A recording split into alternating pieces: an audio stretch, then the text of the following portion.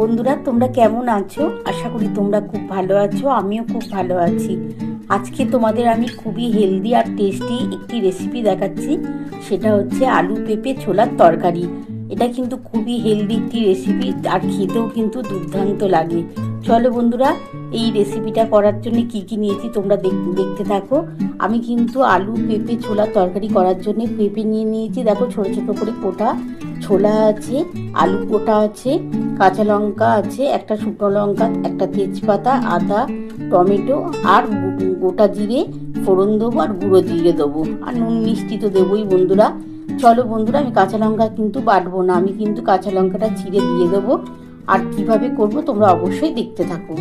বন্ধুরা দেখো, পেঁপে আলু ছোলার তরকারি করার জন্য আমি কিন্তু সরষের তেল দিয়ে নিয়েছি। দেখো বন্ধুরা, খুবই কম তেলই দিয়েছি।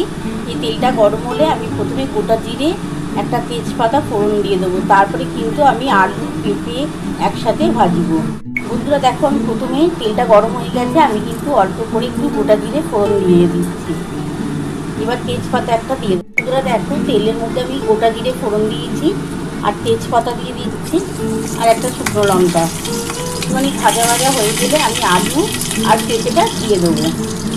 বন্ধুরা দেখো, আমার কিন্তু তেজপাতা, গোটা জিরে আর শুকনো লঙ্কাটা কিন্তু মোটামুটি ভাজা হয়ে এসছে। দেখো, একটা ভালো স্মেল বেরোচ্ছে। এবার আমি কিন্তু আলু আর পেঁপেটা দিয়ে দিচ্ছি। প্রথমে কিন্তু আমি পেঁপেটা দিচ্ছি।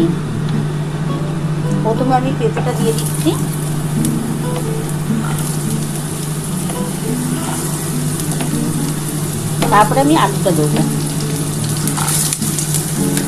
আগে একটু পেঁপেটা একটুখানি ভেজে নিই হালকা করে, তারপর আলুটা দেবো। বন্ধুরা দেখো, আমার কিন্তু পেঁপেটা মোটামুটি একটু হালকা করে ভাজা হয়ে গেছে।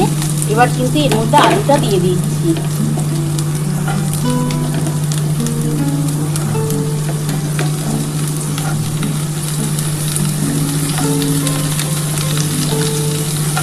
এই আলুটা আর পেঁপেটা একটু ভাজা ভাজা হয়ে গেলে এর মধ্যে আমি টমেটো দেবো, কাঁচা লঙ্কা দুটো নিয়েছি, ওটা আমি দুটো কাঁচা লঙ্কাকে চিড়ে দিয়ে দেবো, আদা বাটা দেবো, নুন হলুদ দেবো আর গুঁড়ো জিরে দেবো।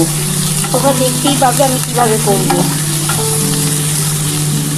এটা একটু হালকা করে ভাজা হোক বন্ধুরা, তারপর তোমাদের দেখাচ্ছি। বন্ধুরা দেখো, আমার কিন্তু আলু আর পেঁপেটা মোটামুটি ভাজা হয়ে এসছে। এবার এর মধ্যে আমি কী দিচ্ছি তোমরা দেখতেই পাবে।